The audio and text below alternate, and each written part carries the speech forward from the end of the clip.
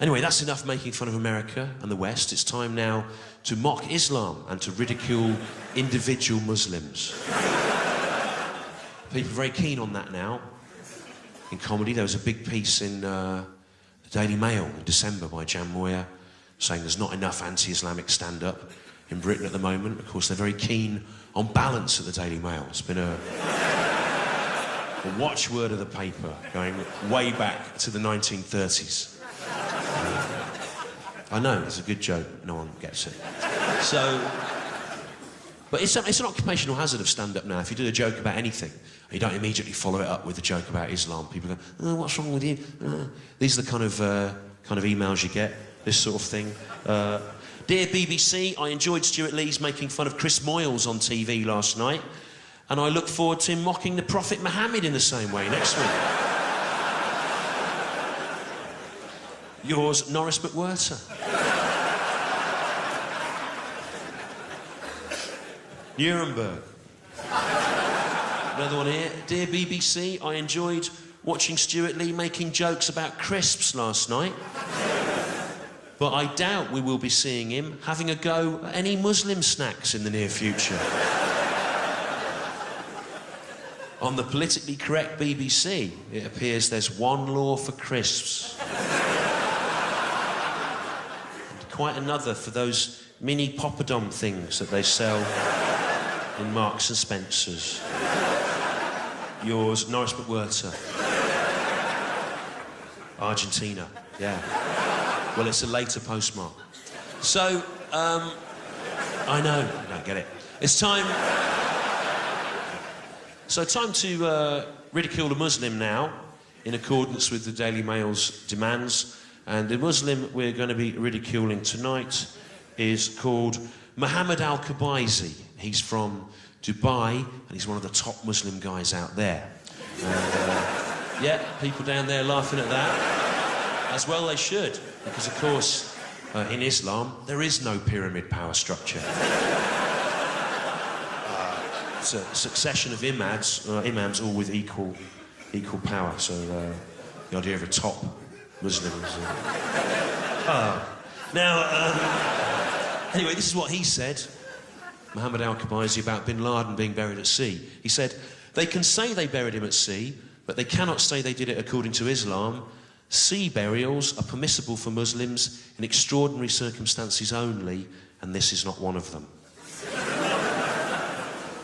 Let's have a quick recap on those circumstances.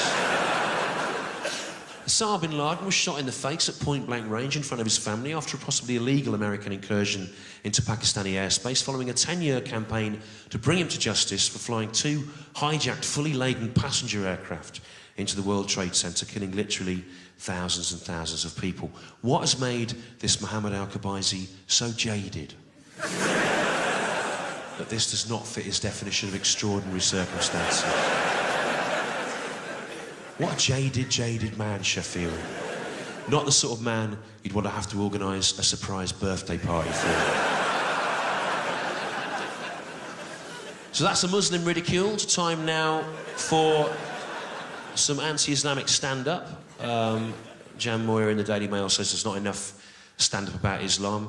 There's loads, actually, if you think about it. There's Roy Chubby Brown, your spiritual king in this region. He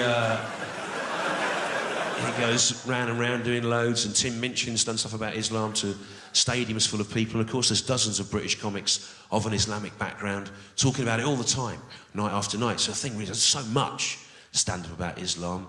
I don't really know what to bring to the table. So what I've been trying to do on this tour is something that's not been done before. I've been trying to do observational comedy, yeah? That's kind of BBC One, ITV One sort of, oh, look at that kind of stuff.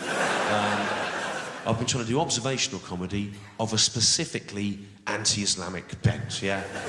Anti-Islamic observational comedy. I've had some good reviews for that, you know, people go, oh, brilliant. Like Islamophobic Michael McIntyre, that was good. Superb, the John Bishop of cultural relativism.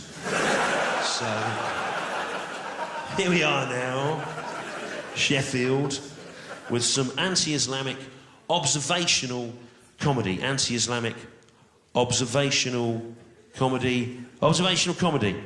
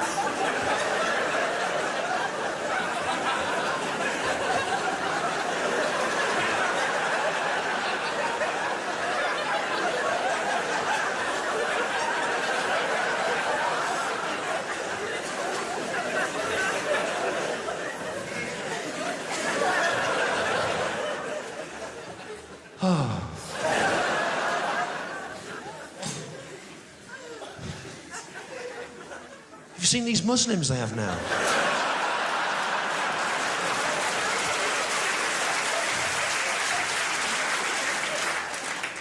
It's the end of that bit.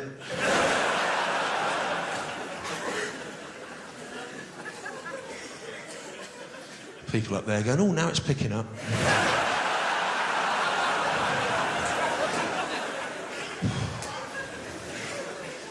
I've got 3 anti-Islamic one-liners now that I'm hoping to sell on to Roy Chubby Brown.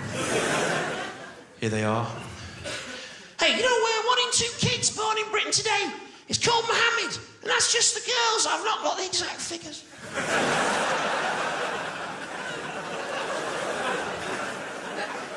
Do you know 1 in 2 Islamic hate preachers in Britain today has got hook for his hands and a pad? I've done no research.